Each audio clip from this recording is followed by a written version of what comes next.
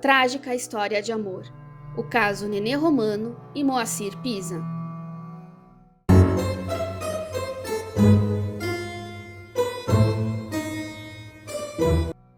Uma história de amor, vingança, morte e arte. Esta é uma famosa escultura no cemitério da Consolação, chamada Interrogação. O corpo curvado e a bola a seus pés formam um ponto de interrogação, refletindo a incredulidade da sociedade e também do artista, Francisco Leopoldo e Silva, diante de um crime. O caso começa em 20 de setembro de 1918, quando Nenê Romano, nome utilizado pela requisitada cortesã Romilda Machiavelli, foi atacada por 3 homens em sua residência na rua Bento Freitas, capital paulista. Nenê levou uma navalhada, e temos aqui 2 versões. O golpe da navalha pegou no pescoço ou atingiu o rosto do lado esquerdo, de acordo com os diferentes periódicos da época. Houve uma pequena cobertura jornalística, encabeçada principalmente pelo jornal O Combate. Foram 4 reportagens em 1918 sobre o intitulado Crime da Rua Bento Freitas. O nome de Nenê Romano voltaria aos jornais 2 anos depois. Foram 24 menções em edições de O Combate em 1920. A rica família Junqueira, de Ribeirão Preto, era comandada na época pela viúva Iria Alves Ferreira Junqueira, a rainha do café. E aos poucos, o caso da Rua Bento Freitas vai se desvendando. Durante o curso, como era chamado o desfile de carnaval na Avenida Paulista, em 1918, um pretendente de uma filha de Iria, conhecida como Sinhazinha Junqueira, mandou um bilhete ou um beijo, novamente temos versões divergentes, para Nenê Romano, o que rendeu o ódio de Sinhazinha. Em seu livro Crimes à Moda Antiga, Valêncio Xavier nos conta que Sinhazinha escreve para Dona Iria pedindo que sua mãe mande homens da fazenda Pau Alto para castigar Nenê Romano. Procura também, várias vezes, o médico João Procópio, pedindo vitríolo para ela tirar no rosto de Nenê Romano ou que arranje um paciente sifilítico para contaminar a cortesã. O médico se recusa. O plano de desfigurar Nenê segue adiante. Poucos meses depois do carnaval, 3 homens, empregados dos Junqueira, fazem a tocaia na Rua Bento Freitas e atacam Nenê. A mídia já demonstrava então certa animosidade contra Nenê. Aparece em O Combate uma expressão que depois, infelizmente, seria lugar comum nessa narrativa: a mundana Nenê Romano. Ainda em 1920, Nenê estava no Rio de Janeiro. O Para Todos publicou uma crônica de Paulo Filho sobre sua tentativa de falar com ela em Copacabana. Com o título O Colar da Fatalidade, selecionamos o seguinte trecho: Nenê desapareceu dos cabarés, e nos cursos da Avenida Paulista, o seu perfil de Madonna Rafaelina não mais foi admirado pelos basbaques do bom tom. A ferida levara 3 meses para se fechar, e ela, nesse espaço de tempo, envelhecera mais 3 anos, sob a tristeza horrível da horrível deformação. Só o pescoço de Nenê Romano ficara na minha inteligência, com sua cicatriz em forma de um colar presenteado pela mão da fatalidade. Parece que apenas Paulo Filho é da opinião que Nenê Romano havia perdido seus encantos. No campeonato de beleza de Ufurão, Nenê Romano estava na 16ª posição, com 285 votos, na apuração de 23 de julho de 1920. Pelo visto, alguns jornais estavam no encalço de Nenê Romano em 1920. O jornal Correio da Manhã informa uma retrospectiva do caso. Por essa época, Nenê esteve no Rio, onde se hospedou em casa de uma sua amiga, a Rua Nossa Senhora de Copacabana, onde quisemos entrevistá-la, ao que ela se esquivou, acrescentando ter entregue o seu caso a um advogado. A contratação de um advogado por Nenê foi motivo de piada em uma ilustração da revista humorística Dom Quixote. Nenê Romano constitui advogado para pedir uma indenização de 500 contos pela navalhada que levou no rosto. O freguês: à vontade, pode cortar. Eu não cobro mais de 50 por centímetro de talho. No livro A Capital da Solidão e a Capital da Vertigem, Roberto Pompeu de Toledo narra assim a entrada do advogado Moacir Pisa na história. Nenê procurou reparação na justiça, mas a justiça tarda, e quando a gente importante como a acusada, costuma falhar. Mal sucedida nas primeiras tentativas de levar o processo adiante, resolve procurar um novo advogado. Eis que entra nessa história outro interessante personagem da São Paulo de então, Moacir de Toledo Pisa. É bem possível que Nenê Romano já o conhecesse das lides boêmias. Os dois acabaram tendo uma fé por 2 anos, mas Moacir não admitia outros casos.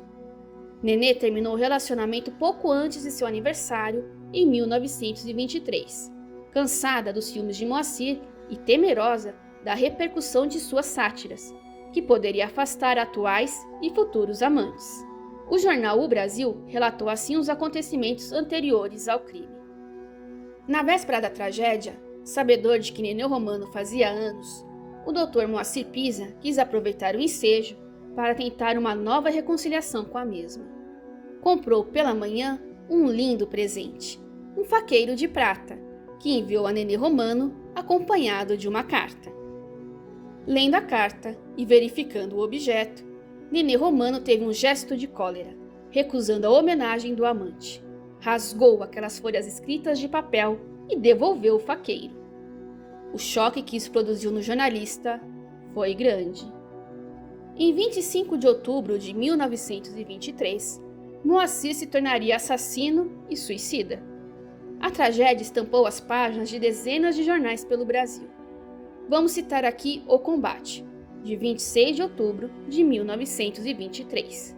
Matou-se Moacir Pisa, o brilhante, o audaz, o valoroso escritor que todo São Paulo admirava.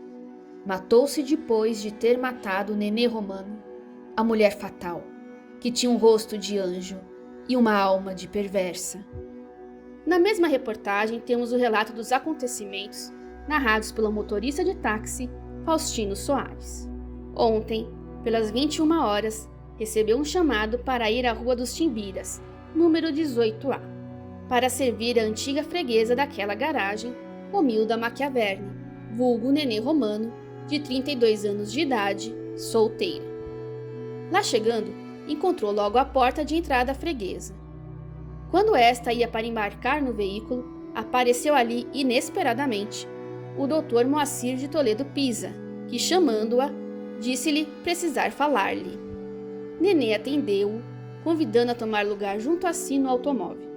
Moacir, acendendo ao convite, sentou-se, tendo ela então mandado o chofer que tocasse a máquina sem destino, pois queria passear.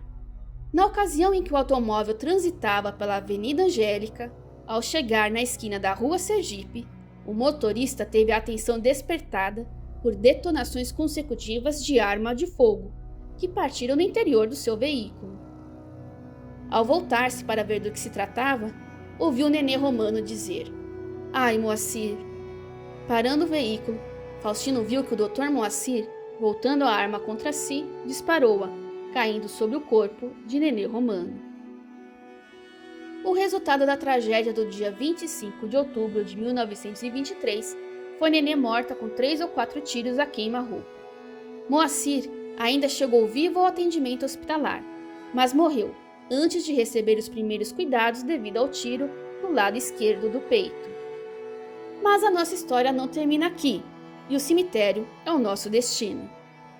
Ainda pelo jornal O Combate, somos informados dos enterros de Moacir e de Nenê, na edição do dia 27 de outubro de 1923.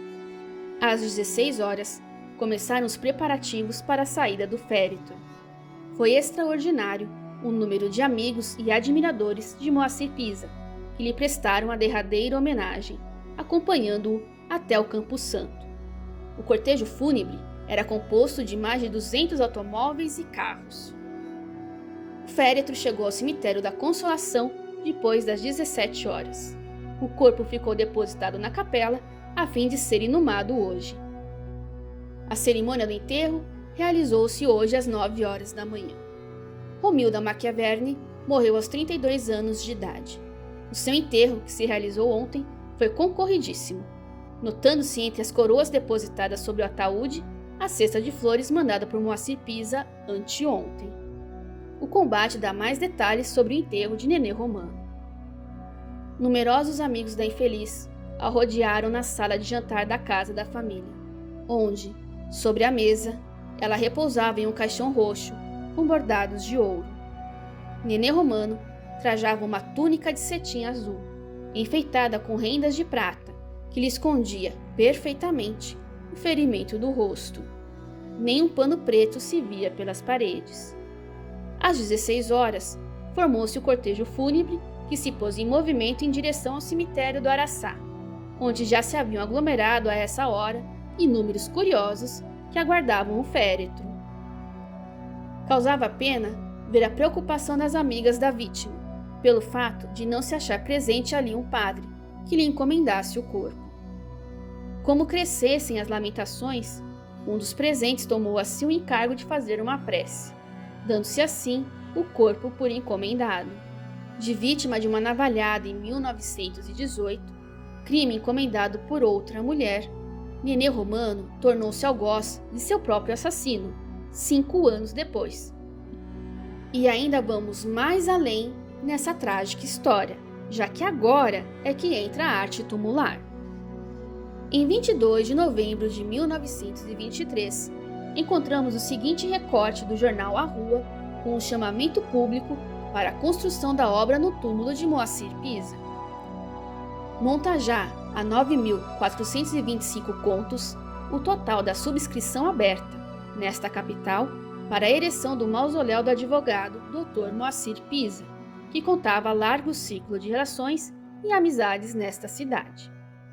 Este mausoléu será construído no Cemitério da Consolação. Para decidirem dos projetos, foi constituída uma comissão de notáveis, como lemos no Diário de Pernambuco, também em 22 de novembro de 1923. A obra foi inaugurada 3 anos depois, em 19 de abril de 1926, como atesta o jornal O Combate. No Cemitério da Consolação será inaugurado hoje, às 16 horas, o mausoléu que um grupo de admiradores de Moacir Pisa mandou erigir em memória daquele saudoso jornalista. Os amigos de Moacir escolheram essa data para a realização dessa cerimônia por se comemorar hoje o seu aniversário. O mausoléu é trabalho do ilustre escultor Francisco Leopoldo e Silva. Para o túmulo de Moacir Pisa, Francisco Leopoldo e Silva escolheu o estilo modernista para as formas de uma mulher que se encontra curvada com uma bola a seus pés.